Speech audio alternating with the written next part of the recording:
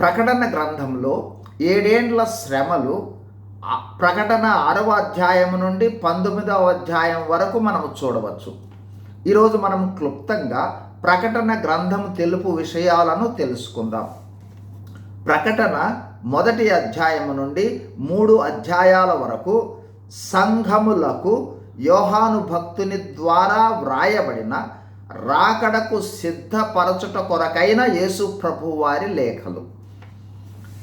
4వ అధ్యాయము సంఘము భూమి మీద నుండి కొనిపోబడిన తరువాత పరలోక ఆరాధనను తెలియచేస్తుంది.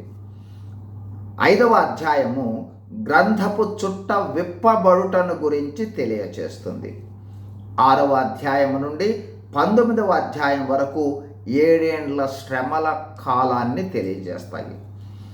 19వ అధ్యాయము గొర్రెపిల్ల వివాహ మహోత్సవము, గొర్రెపిల్ల వివాహ విందు, ప్రభువారి బహిరంగ రాకడ, హర్మెగెద్దోన్ యుద్ధము, భూమి మీద ప్రభు కాలుడుటను తెలియచేస్తాయి.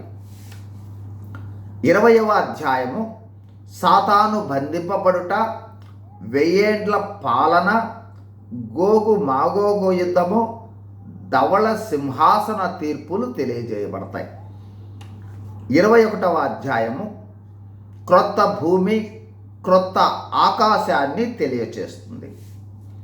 22వ అధ్యాయము నిత్యత్వమును గురించి తెలియచేస్తూ, ఇదిగో నేను త్వరగా వచ్చుచున్నాననే వాగ్దానముతో ముగించబడుతూ, యోహాను త్వరగా రమ్ము అని చెప్పినట్లుగా మనము కూడా సిద్ధపడి ఉండాలని అప్రమత్తం చేస్తూ ఆశీర్వాదముతో ముగించబడుతుంది.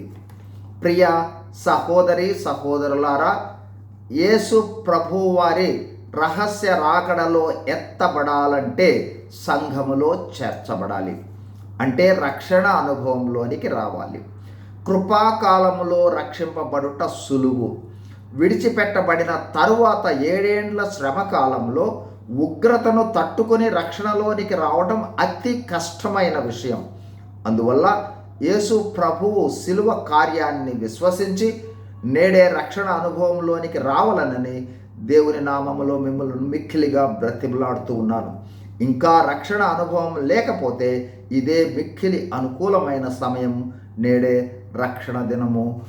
God bless you. Thank you.